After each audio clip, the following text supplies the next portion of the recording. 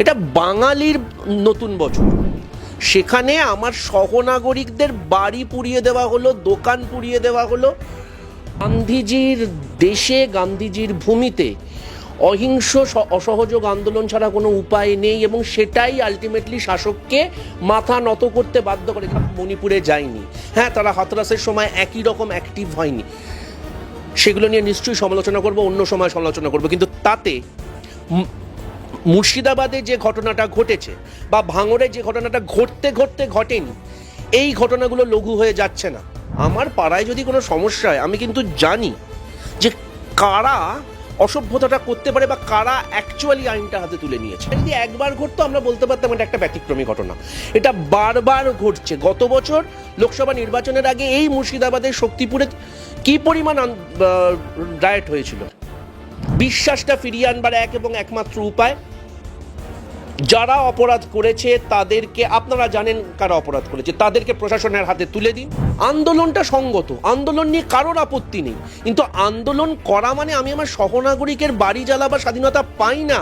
কয়েকদিন ধরে উনি যে পরিমাণ নিষ্ক্রিয় বা নিষ্পৃহ ছিলেন, এটা আমি আশা করতে পারি না। যেটা ঘটেছে সেটা শুধু নিন্দনীয় না, নক্কারজনক। মানে আমি সুকান্তবাবুর মোথাবাড়িতে যাওয়ার পরের ভিডিও ভাইরাল হয়েছে, সেখানে উনি বলেছেন না, হাতে এবার কাটারি তুলে নিতে হবে। এই উস্কানিমূলক কথাবার্তাগুলো বলবেন না। একটা ধর্মীয় বিশ্বাসে আঘাত করেন। কালকে যদি পুরী মন্দিরে যেহেতু দুর্নীতি হচ্ছে বা পদ্মনাভ মন্দিরে যেহেতু দুর্নীতির অভিযোগ এসছে, তা বলে যদি সেই ওচি পরিষদে দুজন মুসলিমকে রাখা বাধ্যতামূলক করা হয়, আমরা মেনে নেব? তা আমরা যদি সেটা না মানি, তাহলে উল্টো পক্ষ কেন মানবে?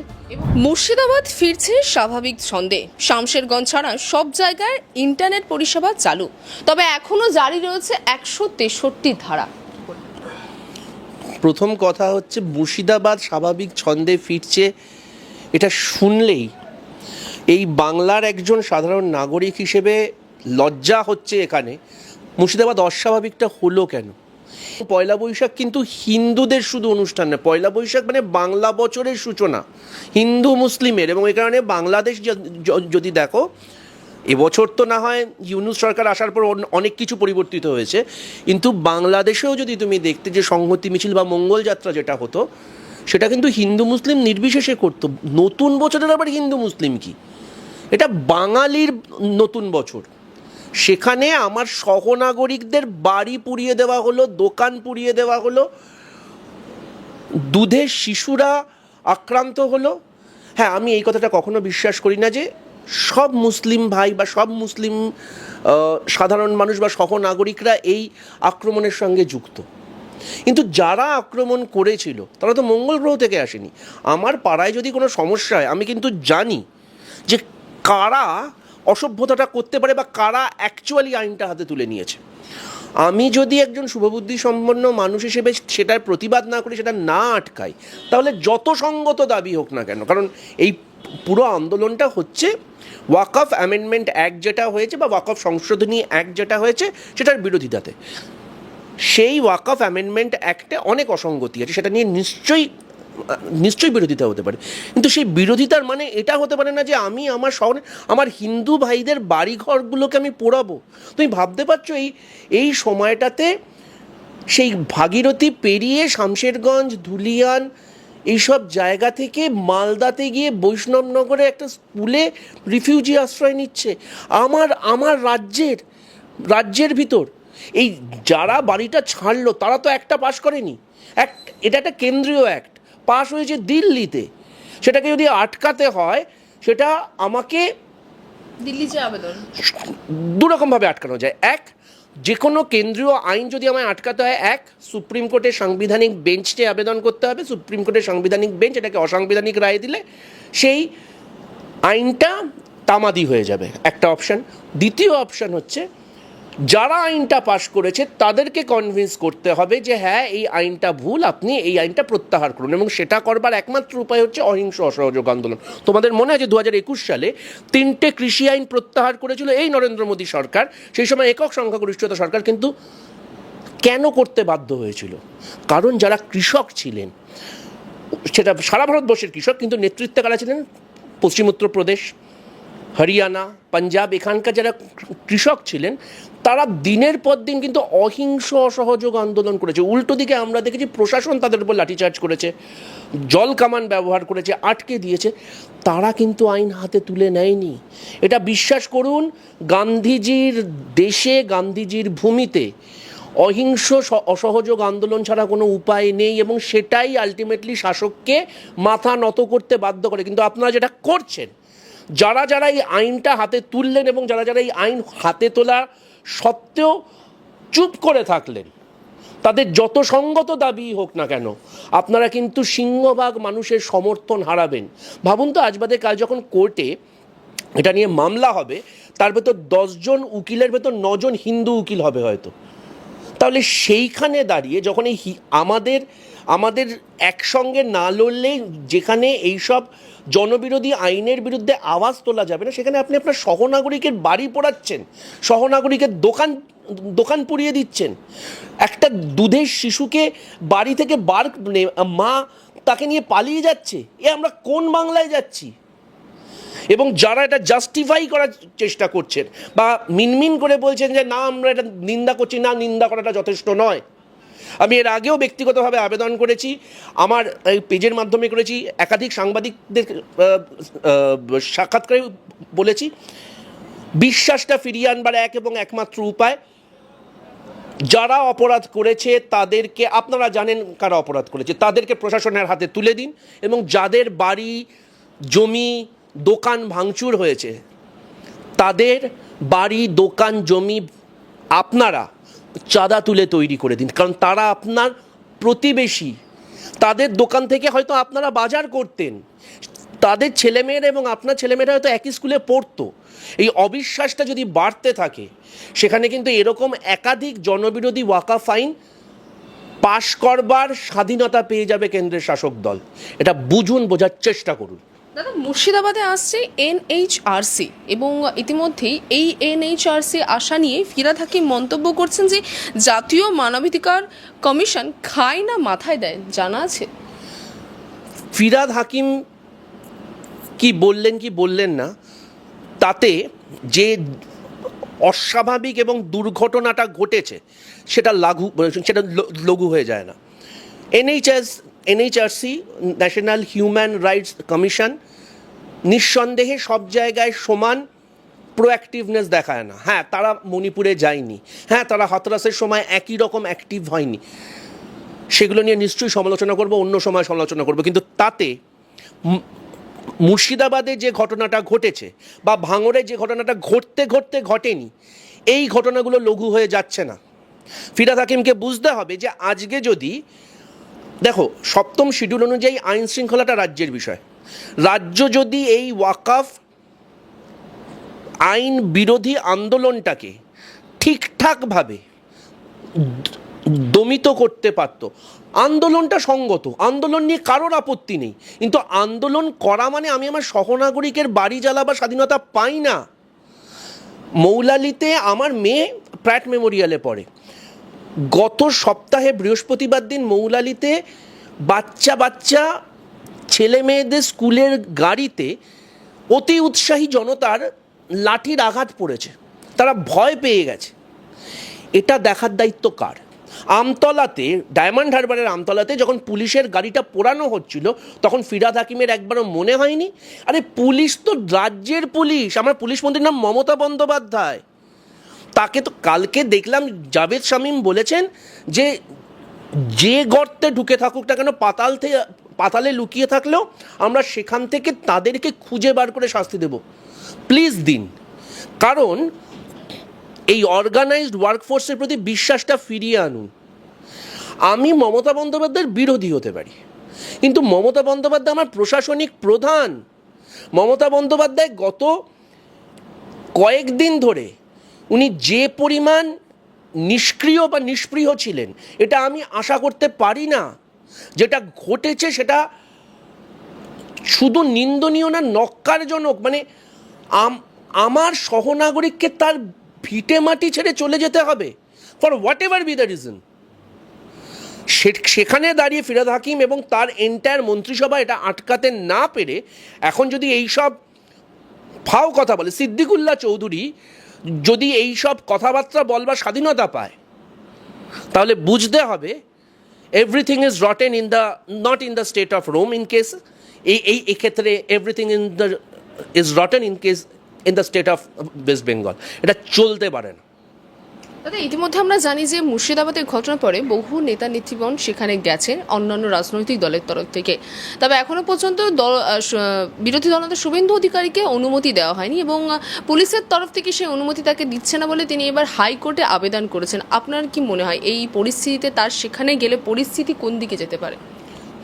প্রথম কথা, শুভেন্দু অধিকারীর রাজনৈতিক ম্যাচিউরিটি বা রাজনৈতিক ভাষা বা রাজনৈতিক বক্তব্য, রাজনৈতিক আদর্শের সঙ্গে আমি সহমত নই।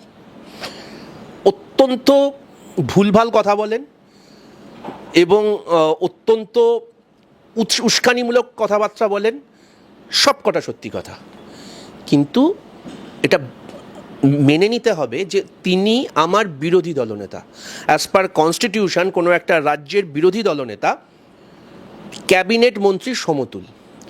আজকে মুর্শিদাবাদে যে ঘটনাটা ঘটেছে বা কিছুদিন আগে মালদার মোথাবাড়িতে যে ঘটনাটা ঘটেছিল বা গত কয়েক বছরের ভেতর বাদুড়িয়াতে যেরকম ঘটনা ঘটেছে, হাওড়ায় যেরকম ঘটনা ঘটেছে, সেই ঘটনাগুলো যদি না ঘটতো সব থেকে খুশি আমি হতাম। কিন্তু দুর্ভাগ্যবশত এই সরকার আসবার পর এটা ব্যতিক্রমী হয়ে, এটা যদি একবার ঘটতো আমরা বলতে পারতাম এটা একটা ব্যতিক্রমী ঘটনা।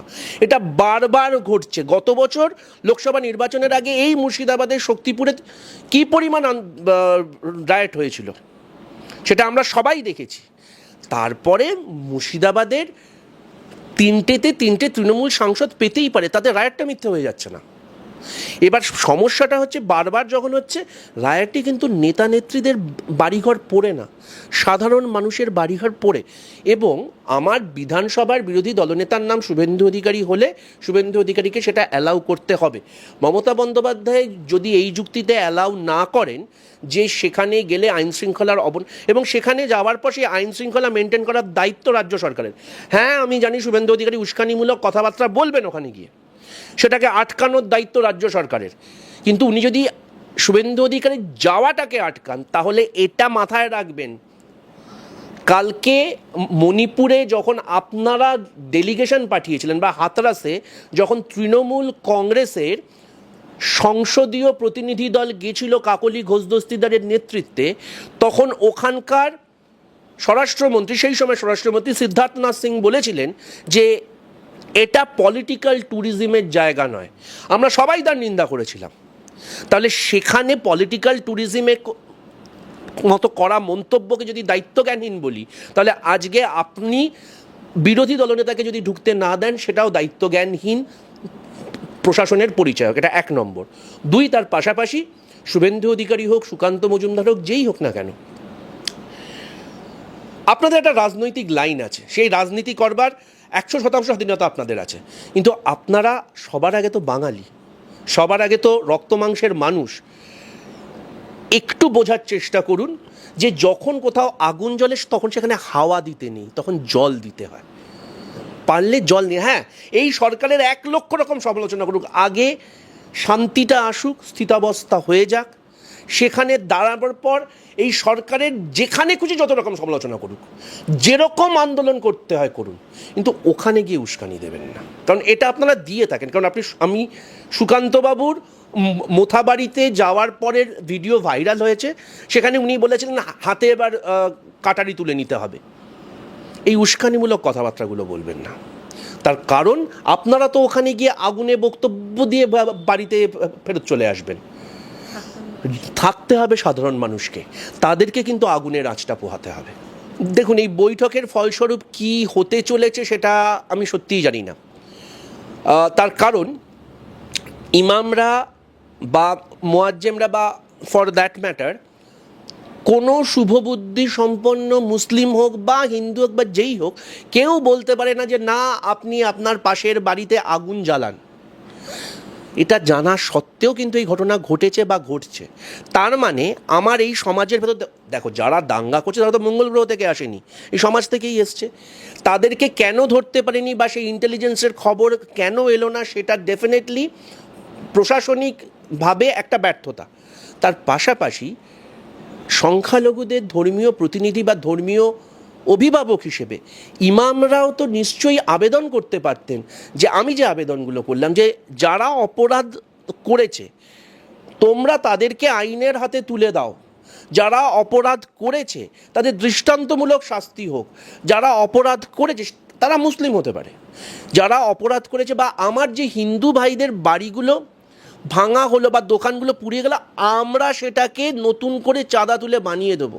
যতক্ষণ এই বক্তব্যগুলো আসছে ততক্ষণ পর্যন্ত শুধু মিটিং মিছিল করে কোনো লাভ হবে না, বিশ্বাসটা ফিরিয়ে আনতে হবে। আর যতক্ষণ না বিশ্বাস ফিরে আসবে ততক্ষণ এই অবিশ্বাসের বাতাবরণকে কাজে লাগিয়ে যারা এই বিভেদটা করতে চায়, সেটা কেন্দ্র হোক, রাজ্য হোক, রাজনীতির ব্যবসায়ী হোক, হুসো এভার ইট মাইট বি, তারা কিন্তু তোমার ঘরে শীত দেবে।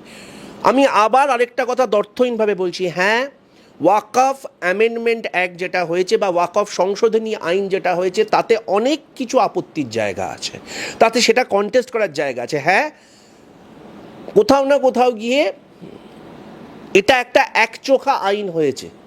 যে যে সংশোধনীগুলো নরেন্দ্র মোদী সরকার দিয়েছে তাতে রাজনীতির উদ্দেশ্য খুব সুনিশ্চিত, কারণ যে যে যুক্তিগুলো ওয়াকফের ক্ষেত্রে বলা হয়েছে, হ্যাঁ আর্থিক দুর্নীতি হয়তো ওয়াকফের ক্ষেত্রে হয়েছে, কিন্তু সেটা তো যারা ওয়াকফটাকে ম্যানেজ করছে তাদের ক্ষেত্রে প্রযোজ্য। কিন্তু তার মানে তো এটা, ইংরেজিতে একটা কথা আছে, throwing away the baby along with the hot water.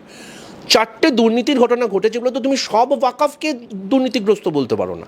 এই যে 8 লাখ একরের কথা বলা হচ্ছে, যদি ওইটা 8 লাখ একর হয়, এর মাঝে কপিল সিবালও বলছিলেন শুধুমাত্র দক্ষিণের 4টে রাজ্যে, তিরুমালা, তিরুপতি মন্দির, পদ্মনাভ মন্দির, এরকম জাস্ট কয়েকটা মন্দিরে 9.5 লক্ষ একর জমি শুধু 4টে দক্ষিণের রাজ্যে। ত্রিভঙ্করের রাজপরিবারের সঙ্গে কেরালা স্টেটের দীর্ঘমেয়াদী আইনি লড়াই চলেছিল কেরালার পদ্মনাভ মন্দিরের সম্পত্তির অধিকার কার হাতে থাকবে।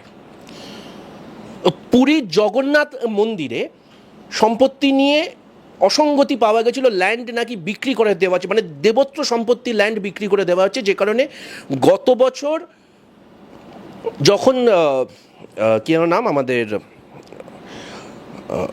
নবীন পট্টনায়কের সরকার ছিল তারাও হাইলাইট করেছিল, এবং বিজেপি সরকার আসবার পর তারাও হাইলাইট করেছে, এবং এবছর একটা আইন পাশ করা হবে যে না, কোনো দেবত্র সম্পত্তির টাইটেল ট্রান্সফার করা যাবে না। অর্থাৎ দেবত্র সম্পত্তি হোক, ওয়াকফ সম্পত্তি হোক, বা ঈশ্বরকে দান দেওয়া সম্পত্তিতে বিভিন্ন জায়গায় দুর্নীতি হয়েছে বা হচ্ছে।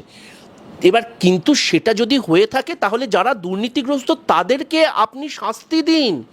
শুধুমাত্র যদি আপনি কোনো একটা ধর্মীয় বিশ্বাসে আঘাত করেন, কালকে যদি পুরী মন্দিরে যেহেতু দুর্নীতি হচ্ছে বা পদ্মনাভ মন্দিরে যেহেতু দুর্নীতির অভিযোগ এসছে, তা বলে যদি সেই ওচি পরিষদে 2জন মুসলিমকে রাখা বাধ্যতামূলক করা হয়, আমরা মেনে নেব? তা আমরা যদি সেটা না মানি তাহলে উল্টোপক্ষ কেন মানবে? এবং এই যে ওয়াকফ অ্যামেন্ডমেন্ট মানে যেটি আইনে পরিণত হয়েছে তাকে নিয়ে অনেক অভিযোগ, আজকে 72টা অভিযোগ জমা পড়ে, আজকে কিন্তু শুনানি রয়েছে সুপ্রিম কোর্টে। এক্স্যাক্টলি, এবার সুপ্রিম কোর্টে যে 72টা শুনানি এবং সঙ্গত শুনানি, আচ্ছা ওখানে একটা বক্তব্য বলা আছে যে ডিস্ট্রিক্ট ম্যাজিস্ট্রেটের এখতিয়ার থাকবে কোনো একটা জায়গায় যদি ডিসপিউট হয়ে থাকে, সেটা ডিসপিউট না আনডিসপিউট, এবং যতক্ষণ না সেটা সিদ্ধান্ত হচ্ছে সেই সম্পত্তিটা সরকারি হবে। তোমরা জানো গত কয়েকদিন আগে দিল্লিতে একজন জুডিশিয়াল ম্যাজিস্ট্রেটের বাড়ি থেকে, জাজের বাড়ি থেকে কত কোটি কোটি টাকা পাওয়া গেছে, দুর্নীতির অভিযোগ এসেছিল। তাহলে জুডিশিয়াল ম্যাজিস্ট্রেটের কাছ থেকে যদি দুর্নীতির অভিযোগ আসতে পারে, তাহলে ডিস্ট্রিক্ট ম্যাজিস্ট্রেটের এগেনস্টে আসতে পারে না? আমাকে তো বুঝতে হবে যে আমি চাইছিটা কি, আমি দুর্নীতি নিরসন করতে চাইছি, তাহলে দুর্নীতির রুট কজটাকে ধরুন। কিন্তু আপনি যদি এমন সিদ্ধান্ত দেন যেটা কোনো একটা স্পেসিফিক ধর্মীয় মানুষের ভাবাবেগে, তাহলে সে তো নিশ্চয়ই আবেদন মানে এরকম সন্দেহ করতে পারে যে আপনি রাজনৈতিক এবং ধর্মীয় উদ্দেশ্যে করছেন। কারণ আমি যে মানে উদাহরণগুলো দিলাম, সেটা পদ্মনাভ মন্দির হোক, পুরী মন্দির হোক, এগুলো খুব পাবলিক ডোমেনে অ্যাভেলেবেল।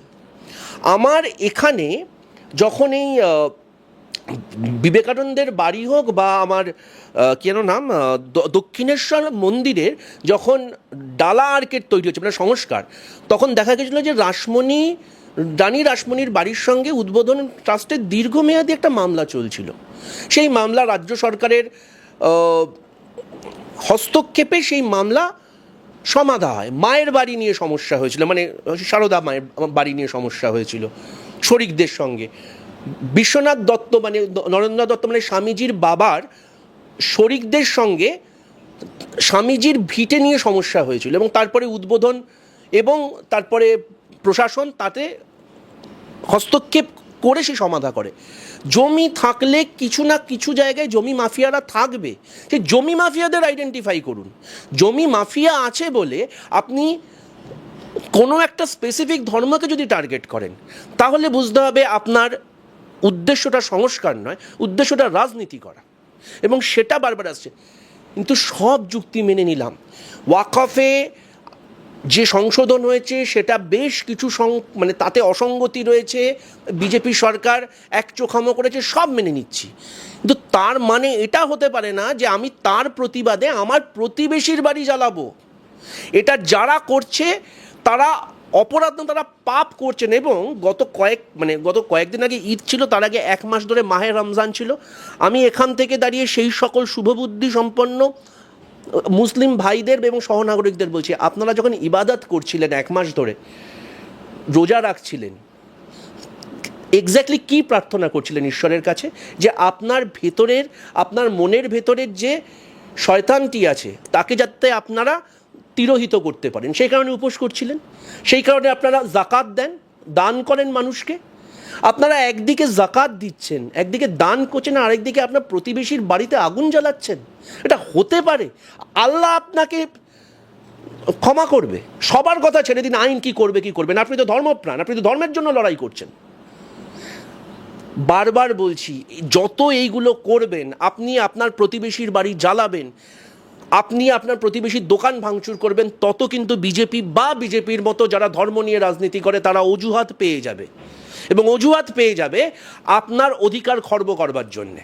এবং আমরা যারা আপনাদের সঙ্গে লড়ছি, আপনাদের অধিকারের জন্য লড়ছি, আপনার সঙ্গত দাবির জন্য লড়ছি, তখন আমরাও কিন্তু ভরসা পাবো না। কারণ আমরা যারা আপনাদের জন্য লড়ার চেষ্টা করছি, আমাদের ভেতরে তখন অবিশ্বাস দানা বাঁধবে যে কাদের জন্য লড়ব। এই অবিশ্বাসটা দানা বাঁধতে দেবেন না। এই মাটি শুধুমাত্র রবীন্দ্রনাথ নজরুলের মাটি নয়, এই মাটিতে, এই ময়দানে একই সঙ্গে যখন হাবিব, নঈম, পিকে, চুনি ফুটবল খেলেছে আমরা হাততালি দিয়েছি। ইডেন গার্ডেন্সে সৌরভ গাঙ্গুলি 6 মারলেও হাততালি দিয়েছি, মোহাম্মদ শামি উইকেট নিলেও হাততালি দিয়েছি। এটা আমার উত্তরাধিকার। এই উত্তরাধিকারটা ভাঙতে দেবেন না, যে কোনো অজুহাতে নয়। আর যারা অপরাধ করেছে তারা না হিন্দু না মুসলিম, তারা দাঙ্গাবাজ, এবং দাঙ্গাবাজরা কারোর হয় না। সুযোগ পেলে আপনারা দেখছেন না বাংলাদেশে কি হয়েছে। বাংলাদেশে যে বাটার দোকানটা লুট হয়েছে তার মালিক কিন্তু মুসলিম। বাটা কোম্পানির লস হয়নি, লস হয়েছে ওই মুসলিম ভাইটির। আপনার ওখানে কালকে যদি দাঙ্গা লাগে না, আপনি একজন সংখ্যালঘু মানুষ, আপনি একজন মুসলিম ব্যবসায়ী হলে তার দোকানেও আগুন লাগবে। কারণ যারা দাঙ্গাবাজ তারা লুট করতেই আসে। এই সহজ সাধারণ কথাগুলো বুঝুন এবং অপরাধীদের চিহ্নিত করে আইনের হাতে তুলে দিন, বাকিটা আমরা বুঝে নেব। বাংলা হাটের আরো খবর দেখতে নজর রাখুন। বাংলা খবর মানেই বাংলা হাট।